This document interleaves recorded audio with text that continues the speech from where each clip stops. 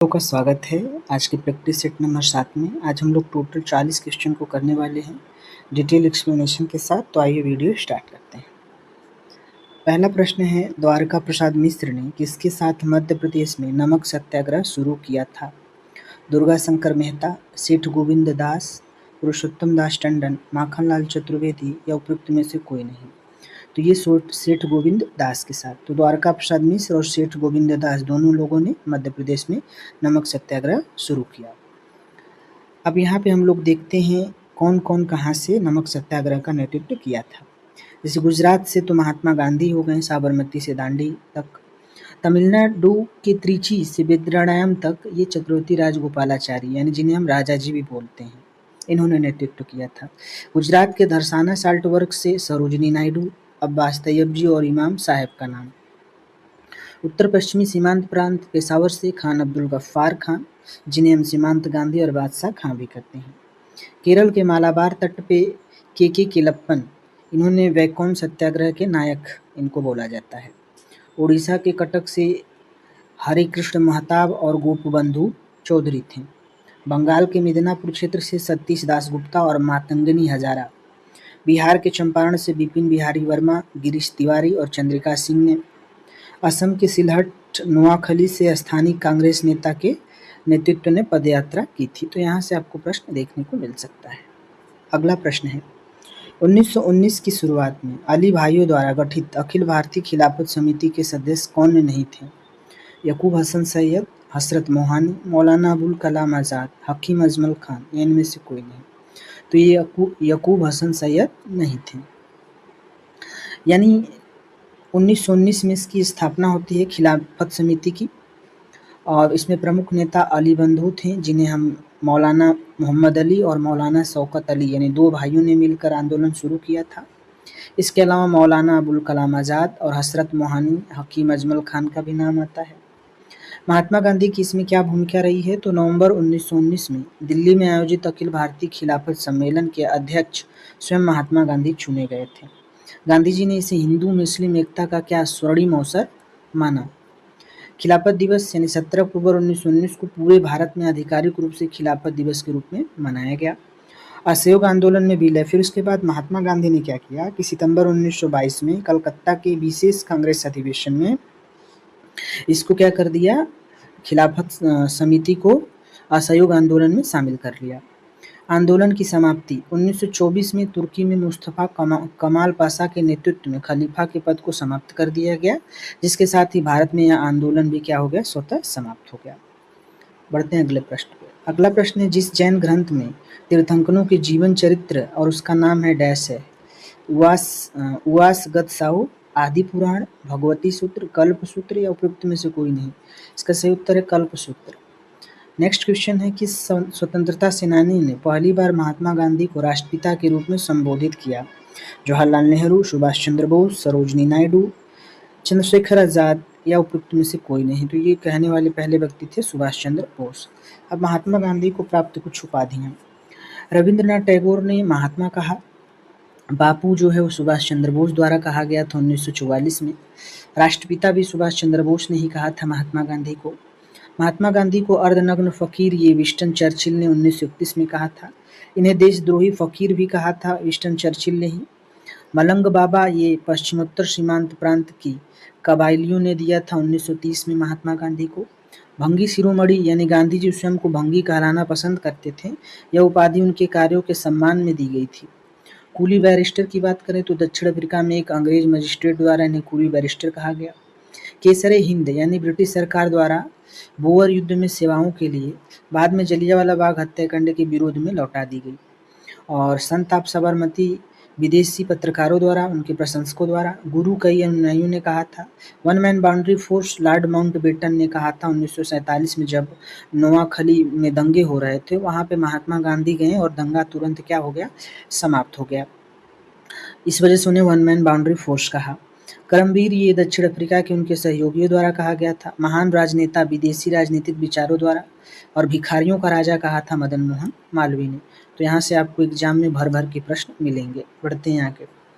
अगला प्रश्न है, भारत के संविधान के 86वें संविधान संशोधन में क्या प्रदान करने के लिए संविधान के एक निर्देशक सिद्धांत को बदल दिया गया? सभी बच्चों को अपनी बचपन की देखभाल और शिक्षा जब तक वो 6 वर्ष की उम्र पूरी न कर लेते हों, राज्य मुक्त कानूनी सहायता प्रदान करने के लिए, ग्राम पंचायतों को प्रोत्साहित करना, मादक पेय और नशीले पदार्थों का सेवन स्वास्थ्य के लिए हानिकारक है, उपरोक्त में से कोई नहीं। तो ये बच्चों की शिक्षा से संबंधित है, निःशुल्क शिक्षा से, और ये 86वां संविधान संशोधन 2002 द्वारा जोड़ा गया था। अगला प्रश्न है, भारत के संविधान के निम्नलिखित में से किस अनुच्छेद में राज्यपाल की शपथ का प्रारूप दिया गया है? अनुच्छेद 155, 158, 159, 154 यानी में से कोई नहीं।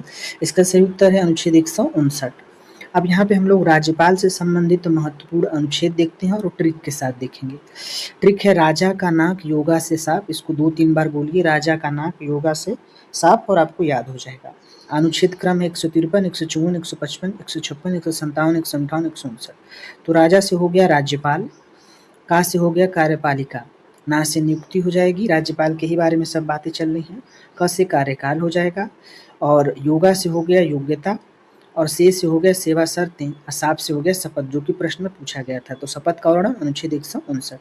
अनुच्छेद 161 राज्यपाल की क्षमादान की शक्ति है। और आप बताइए अनुच्छेद 72 में किसकी क्षमादान की शक्ति प्रदान की गई है? नेक्स्ट, भारत के केंद्रीय सतर्कता आयोग का मुख्य कार्य क्या है? देश के जांच अभिकरणों पर निगरानी रखना, न्यायालयों में लंबित आपराधिक मामलों पर शीघ्र निर्णय करवाना, सरकार द्वारा स्वीकृत विकास कार्य करने के लिए धन के उपयोग में संरक्षण करना, लोक सेवकों के विरुद्ध मामलों की जांच पड़ताल करना, इनमें से कोई नहीं। तो केंद्रीय सतर्कता आयोग जो है वो देश के जांच के अभिकरण में निगरानी रखता है। अगला प्रश्न, निम्नलिखित में से किसने सरकार बनाने, दलों को बुलाने हेतु राज्यपालों के लिए पूर्वता क्रम निर्धारित किया है? द्वितीय प्रशासनिक सुधार आयोग, भारत का संविधान, विधि आयोग, सरकारिया आयोग, इनमें से कोई नहीं। तो ये सरकारिया आयोग है। अगला प्रश्न, निम्नलिखित में से कौन सी एक गर्म धारा है? Canary current, Labrador current, Kuroshio current, Kuril current, या इनमें से कोई नहीं। तो इसका सही उत्तर हो जाएगा कुरोशियो करंट। कुरोशियो करंट क्या है? एक गर्म धारा है। इसके अलावा कुछ महत्वपूर्ण गर्म धाराओं को हम लोग देखते हैं। तो गल्फ स्ट्रीम ये उत्तरी अटलांटिक महासागर में है। कुरोशियो धारा ये उत्तरी प्रशांत महासागर जापान के आसपास वाला क्षेत्र है।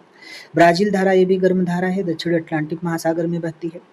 अगुलहास धारा ये हिंद महासागर यानी अफ्रीका के पूर्वी तट पे। पूर्वी ऑस्ट्रेलियाई धारा ये भी गर्म हवा है, दक्षिणी प्रशांत महासागर में। उत्तरी और दक्षिणी विषुवत धाराएं सभी महासागरों के भूमध्य रेखीय क्षेत्र में। अगला प्रश्न है, स्वर्णिम चतुर्भुज किन शहरों से जुड़े हैं? श्रीनगर, तमिलनाडु, सिलचर, पोरबंदर, दिल्ली, अमृतसर, दिल्ली, मुंबई, चेन्नई, कोलकाता, दिल्ली, मौसम, बेंगलोर, गुजरात, इनमें से कोई नहीं। तो ये दिल्ली, मुंबई, चेन्नई, कोलकाता है। टोटल लेंथ इसकी 5816 किलोमीटर है, यानी 5816 किलोमीटर। अगला प्रश्न है, रेलवे का सवारी डब्बा कारखाना निम्नलिखित में से किस स्थान पर स्थित है? पटियाला, पेरम्बूर, चेन्नई, चितरंजन, बेंगलुरु, या इनमें से कोई नहीं। सही उत्तर है पेरम्बूर, चेन्नई में। अब देखिए, इंटीग्रल कोच फैक्ट्री चेन्नई यानी तमिलनाडु में है। यहाँ पे भारत की सबसे पुरानी और सबसे बड़ी रेल कोच फैक्ट्री है। यहीं पे प्रसिद्ध वंदे भारत एक्सप्रेस के डब्बे भी बनाए गए थे। Rail coach factory Kapurthala Punjab में है। यह आधुनिक LHB यानी लिंक हाफमैन बूस कोच बनाने के लिए जानी जाती है। Modern coach factory Raebareli Uttar Pradesh में है। यह भारतीय रेलवे का एक आधुनिक कोच निर्माण कारखाना है। तो rail coach factory Latur Maharashtra में भी है। यहाँ भी रेलवे के यात्री डिब्बे बनाए जाते हैं। तो ये भी स्लाइड इंपॉर्टेंट हो जाती है। अगला प्रश्न है, अमरकंटक पठार से किस नदी की उत्पत्ति होती है? नर्मदा नदी की, टोन्स नदी की, बेतवा नदी की, गोदावरी, इनमें से कोई नहीं। तो ये अमरकंटक पठार से नर्मदा नदी। प्रश्न है, निम्नलिखित में से कौन सा भारत में सबसे महत्वपूर्ण लघु उद्योग है? हैंडलूम उद्योग, कंप्यूटर चिप्स उद्योग, लोहा और इस्पात उद्योग, जूट उद्योग, या उपरोक्त में से कोई नहीं। तो सही है हैंडलूम उद्योग। अगला प्रश्न है, निम्नलिखित में से कौन सा सार्वजनिक वस्तु की श्रेणी में नहीं आता है? सरकारी प्रशासन, खाद्य पदार्थ, राष्ट्रीय सुरक्षा, सड़कें, या इनमें से कोई नहीं। सही उत्तर है इसका खाद्य पदार्थ। नेक्स्ट क्वेश्चन है, निम्नलिखित में से किसका संबंध भारत में हरित क्रांति से है? हरित GNP की गणना, पर्यावरण संरक्षण, हरित गृह प्रभाव, उच्च उत्पादकता किस्मों के बीज, या उपरोक्त में से कोई नहीं। तो हरित क्रांति का संबंध है उच्च उत्पादकता किस्म के बीज से। अगर father of the green revolution यानी हरित क्रांति का जनक किसे माना जाता है? तो विश्व स्तर पे तो डॉक्टर नॉर्मन बोरलॉग को माना जाता है। इन्हें 1970 में नोबेल शांति पुरस्कार से भी सम्मानित किया जा चुका है। और भारत में डॉक्टर एम.एस. स्वामीनाथन को माना जाता है। हरित क्रांति शब्द का प्रयोग सर्वप्रथम विलियम गॉड ने किया था, कब? 1968 में किया था।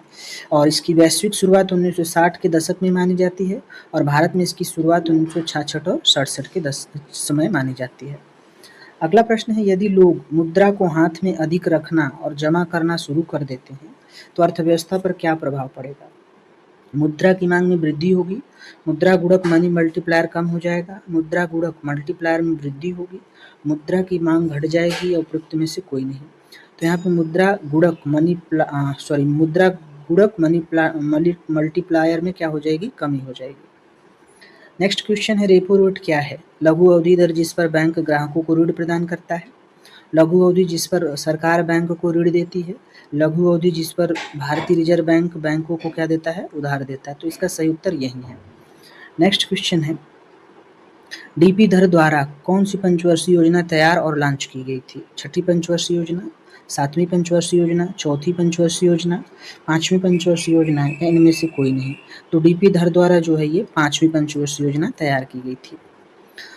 खाना पकाने के दौरान उच्च तापमान पर होने वाली मेलार्ड प्रतिक्रिया खाद्य पदार्थों में ब्राउनिंग और स्वाद के विकास के लिए जिम्मेदार है। उबालना, भोजन का भूरा होना, जमना, सूखना, या इनमें से कोई नहीं। तो ये भोजन का भूरा होना। अगला प्रश्न है, भारत में कौन सा राष्ट्रीय उद्यान बिग केट की 4 प्रजातियों यानी बाघ, तेंदुआ, धूमिल तेंदुआ और हिम तेंदुआ के लिए प्रसिद्ध है? काजीरंगा राष्ट्रीय उद्यान, नामदफा राष्ट्रीय उद्यान, जिम कॉर्बेट राष्ट्रीय उद्यान, राजाजी राष्ट्रीय उद्यान, उपयुक्त में से कोई। तो यह है नामदफा राष्ट्रीय उद्यान, जो कि कहाँ है? अरुणाचल प्रदेश में है। काजीरंगा कहाँ पे है? आसाम में है। और जिम कॉर्बेट, राजाजी दोनों उत्तराखंड में है। नेक्स्ट प्रश्न है, तटीय इलाकों में भूजल खनन का परिणाम क्या हो सकता है? भूजल के खारेपन में वृद्धि, भूजल की विषाक्तता में घटाव, भूजल के खारेपन में घटाव, जल तालिका में वृद्धि, और उपयुक्त से कोई नहीं। तो ये भूजल खारेपन में क्या हो जाएगी? वृद्धि हो जाएगी। अगला प्रश्न, उत्तर प्रदेश का कौन सा क्षेत्र नीच चट्टान से बना है? भाभर क्षेत्र, गंगा के मैदानी क्षेत्र, बुंदेल पठार, तराई क्षेत्र, इनमें से कोई नहीं। तो ये बुंदेलखंड का क्षेत्र है। भाभर क्षेत्र ये जो है यहाँ पे कंकरीला पत्थर है पाया जाता है। गंगा के मध्य मैदान में जलोढ़ मिट्टी पाई जाती है। तराई क्षेत्र में हल्की भुरभुरी मिट्टी पाई जाती है। नेक्स्ट, स्वतंत्रता से पहले भारत में ब्रिटिश शासन के अंतर्गत संयुक्त प्रांत का अंतिम गवर्नर कौन था? Sir Harry Graham Haig, Maurice Garnier Hallett, Francis Verner Wylie, हुमार्सी जी पैरोसा मोदी, इनमें से कोई नहीं। तो ये थे फ्रांसिस वर्नर वाइली। अगला प्रश्न, निम्नलिखित में से कौन उत्तर प्रदेश के मुख्यमंत्री नहीं रहे? गोविंद बल्लभ पंत, टी.एन. सिंह, नित्यानंद स्वामी, राम नरेश यादव, उपयुक्त में से कोई नहीं। तो ये नित्यानंद स्वामी, और उत्तर प्रदेश के पहले मुख्यमंत्री थे गोविंद बल्लभ पंत। अगला प्रश्न, अच्छा यहाँ पे मुख्यमंत्री से संबंधित हम कुछ प्रमुख तथ्य को देख लेते हैं। तो प्रमुख मुख्यमंत्री गोविंद बल्लभ पंत थे, उत्तर प्रदेश के पहले मुख्यमंत्री थे 26 जनवरी 1950 तक।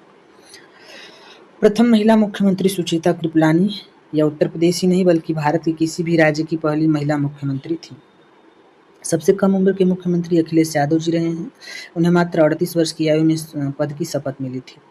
सबसे अधिक बार मुख्यमंत्री सुश्री मायावती ने रिकॉर्ड 4 बार उत्तर प्रदेश के मुख्यमंत्री के रूप में कार्य किया। और प्रधानमंत्री बनने वाले मुख्यमंत्री उत्तर प्रदेश के 2 मुख्यमंत्री रहे हैं, एक तो चौधरी चरण सिंह और विश्वनाथ प्रताप सिंह। आगे चलकर ये लोग भारत के प्रधानमंत्री भी बने। वर्तमान मुख्यमंत्री योगी आदित्यनाथ जी हैं, जो कि 19 मार्च 2017 से लगातार 2 कार्यकाल पूरा करने वाले भाजपा के पहले मुख्यमंत्री भी हैं। महिला मुख्यमंत्री में अब तक उत्तर प्रदेश में केवल 2 महिला मुख्यमंत्री रह चुकी हैं, एक तो सुचेता कृपलानी और दूसरी मायावती। नेक्स्ट, भारत के संविधान के अनुच्छेद 243 डी में प्रत्येक पंचायत में निम्नलिखित में से किन समूहों के लिए सीटों का आरक्षण का प्रावधान है? केवल अनुसूचित जाति और अनुसूचित जनजाति के लिए, अनुसूचित जाति, अनुसूचित जनजाति और महिलाओं के लिए बिल्कुल। नेक्स्ट क्वेश्चन है, उत्तर प्रदेश में सहकारी बैंकों को कौन सी संस्थान विनियमित करती है? नाबार्ड, भारतीय रिजर्व बैंक, सिडबी, राज्य सहकारी विकास निगम, या इनमें से कोई नहीं। तो ये भारतीय रिजर्व बैंक करता है, आरबीआई करता है। नेक्स्ट क्वेश्चन है, निम्नलिखित में से कौन सा युग्म सही सुमेलित है? बुंदेलखंड नवील जड़ों, ताराई आग्नेय चट्टान, ये गलत है। ताराई आग्नेय चट्टान नहीं। गंगा का मैदान जलोढ़ निक्षेप बिल्कुल सही है। विंध्य क्षेत्र समुद्री तलछट नहीं। तो केवल ऑप्शन नंबर सी सही है। अगर नवीन जलोढ़ की बात करते तो गंगा का मैदानी क्षेत्र हो जाता, आग्नेय चट्टान ये बुंदेलखंड वाला क्षेत्र हो जाएगा, और विंध्य क्षेत्र ये यहाँ पे भी नीस की चट्टानें ये सब पाई जाती हैं। नेक्स्ट, अगला प्रश्न, उत्तर प्रदेश में ग्राम सभा का गठन संयुक्त रूप से होता है। ग्राम पंचायत की एक अस्थायी कार्यकारी समिति, गांव के सभी पंजीकृत मतदाता, मतदाता सूची के सदस्य, गांव के भीतर विवादों को सुलझाने के लिए जिम्मेदार निकाय, सामाजिक कल्याण योजनाओं की निगरानी के लिए एक समिति, इनमें से कोई नहीं। तो उत्तर प्रदेश में ग्राम सभा का गठन जो है वो गांव के सभी पंजीकृत मतदाताओं सूची की सदस्यता के लिए है। अगला प्रश्न, प्रधानमंत्री ग्राम सड़क योजना उत्तर प्रदेश में डैश प्रारंभ की गई थी। 2012 में, 2015 में, 2009, 2010, इनमें से कोई नहीं। तो ये 2012 में प्रारंभ की गई थी। प्रश्न है, उत्तर प्रदेश के आम की निम्नलिखित में से किस किस्म को जीआई टैग प्राप्त है। मलिहाबादी दशहरी आम, अल्फांसो आम, लक्ष्मण भोग, गिर केसर, इनमें से कोई नहीं। तो मलिहाबाद दशहरी आम है। बनारसी लंगड़ा आम जो कि और मलिहाबाद दशहरी आम, इन दोनों को जीआई टैग प्राप्त है। इलाहाबाद का सूखा अमरूद अपनी अनूठी मिठास और स्वाद के लिए प्रसिद्ध है, इसे भी जीआई टैग प्राप्त है। काला नमक चावल यह अपने बेहतरीन स्वाद और सुगंध के लिए प्रसिद्ध है और सिद्धार्थनगर का है। बनारस का लाल पेड़ा और तिरंगा बर्फी और ठंडाई भी जीआई टैग प्राप्त है। अगला प्रश्न है, आगरा का किला उत्तर प्रदेश और राजस्थान के निम्नलिखित स्टेशनों में से किस स्टेशन के बीच 1874 में पहली ट्रेन शुरू हुई थी। बांदीकुई, दौसा, जयपुर, जोधपुर, कोटा, इनमें से कोई नहीं। तो बांदीकुई दौसा से। प्रश्न है, निम्नलिखित में से कौन सा उत्तर प्रदेश का जिला नहीं है। अमेठी, बस्ती, देहरादून। तो देहरादून नहीं है। अगला प्रश्न, उत्तर प्रदेश के निम्नलिखित में से किस जिले में हर साल बटेश्वर मेले का आयोजन किया जाता है। कानपुर में, वाराणसी में, मथुरा में, आगरा में, इनमें से कोई नहीं। तो आगरा में बटेश्वर मेला लगता है। अब कुछ महत्वपूर्ण मेले जो उत्तर प्रदेश के हैं। नककटैया चेतगंज वाराणसी में, संकट मोचन संगीत समारोह वाराणसी में, ध्रुपद मेला वाराणसी में, लोहंदी मेला मिर्जापुर, ओझला मेला मिर्जापुर, मुड़िया पूर्णिमा मेला गोवर्धन यानी मथुरा में, शाकंभरी देवी मेला सहारनपुर, नौचंदी मेला मेरठ में, सोरो मेला कासगंज, कालिंजर मेला बांदा में, देवी पाटन मेला बलरामपुर, कांपिल्य मेला फर्रुखाबाद, बटेश्वर मेला आगरा में लगता है। माघ मेला प्रयागराज में, पशु मेला बटेश्वर आगरा में जो कि पूछा गया था, कैलाश मेला आगरा में लगता है, गणगौर मेला ये लगता है मोती कटरा आगरा में, राम बारात आगरा में, लट्ठमार होली ब्रज क्षेत्र विशेषकर बरसाना और नंदगांव में, मटकी मेला ब्रज क्षेत्र बरसाना में, श्री कृष्ण जन्माष्टमी ब्रज क्षेत्र विशेषकर मथुरा नंदगांव, दशहरा रामदल प्रयागराज में, क्रिश्चियन फेयर बेगम समरू बसिलिका चर्च सरधना मेरठ में, नवरात्रि मेला तुलसीपुर बलरामपुर में, गोविंद साहब मेला अम्बेडकर नगर में, देवा शरीफ मेला देवा शरीफ बाराबंकी में, किछौछा शरीफ अम्बेडकर नगर में, मकर संक्रांति खिचड़ी मेला गोरखनाथ मंदिर गोरखपुर में, ददरी मेला बलिया में, तरकुलहा मेला गोरखपुर में, श्रावण झूला मेला अयोध्या में, रामायण मेला अयोध्या चित्रकूट में, रामनवमी मेला अयोध्या में, नवरात्रि मेला विंध्याचल मिर्जापुर में, रामलीला रामनगर वाराणसी में और कार्तिक पूर्णिमा देवी दीपावली ये वाराणसी में लगता है। तो ये सभी मेलों को याद रखेंगे। वैसे उत्तर प्रदेश में टोटल मेलों की संख्या 2250 है। सबसे ज़्यादा जो है 86 मेले मथुरा में लगते हैं और सबसे कम मेले कहाँ लगते हैं, पीलीभीत में।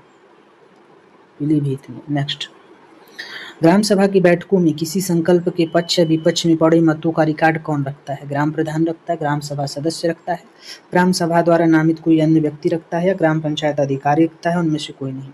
तो ये ग्राम पंचायत अधिकारी रखता है। प्रश्न है, मौर्यों के अधीन भारतीय समाज का 7 वर्गों में विभाजन निम्नलिखित में से किस पुस्तक में वर्णित है। मुद्रा राक्षस में, पुराण में, कौटिल्य का अर्थशास्त्र में, इंडिका में, इनमें से कोई नहीं। तो इंडिका में वर्णित है। और इंडिका किसकी पुस्तक थी, मेगास्थनीज की। कौटिल्य का अर्थशास्त्र हो गया जिसे हम विष्णुगुप्त यानी चाणक्य कहते हैं। मुद्रा राक्षस विशाख दत्त की पुस्तक है। अगला प्रश्न, उत्तर प्रदेश में इनमें से किस वर्ष ऑपरेशन ग्रीन की शुरुआत हुई थी। वर्ष 2000, 2001, 2009, 2005, इनमें से कोई नहीं। तो ये 2001 में शुरू हुई थी। प्रश्न, उत्तर प्रदेश मानवाधिकार आयोग का गठन कब किया गया था। तो 7 अक्टूबर 2002 को, सितंबर 1993 में, दिसंबर 1995 में, मई 2000, इनमें से कोई नहीं। तो 7 अक्टूबर 2002 को। उत्तर प्रदेश लोक सेवा आयोग की बात करें यानी यूपीपीएससी, ये 1 अप्रैल 1937 को स्थापित होती है। इसका मुख्यालय प्रयागराज में है।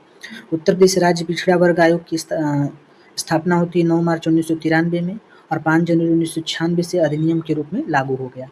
उत्तर प्रदेश राज्य महिला आयोग की स्थापना वर्ष 1993 में। उत्तर प्रदेश राज्य निर्वाचन आयोग 23 अप्रैल 1994 में। उत्तर प्रदेश राज्य मानवाधिकार आयोग 7 अक्टूबर 2002 जो कि पूछा गया था। उत्तर प्रदेश राज्य सूचना आयोग 14 सितंबर 2005। उत्तर प्रदेश अधीनस्थ सेवा चयन UPSSC ये 2014 में स्थापित होती है। इसका पुनर्गठन 2017 में होता है। तो आज यहीं तक, बाकी आपका धन्यवाद। ये वीडियो अगर आपको पसंद आया तो लाइक शेयर सब्सक्राइब करें। Thank you.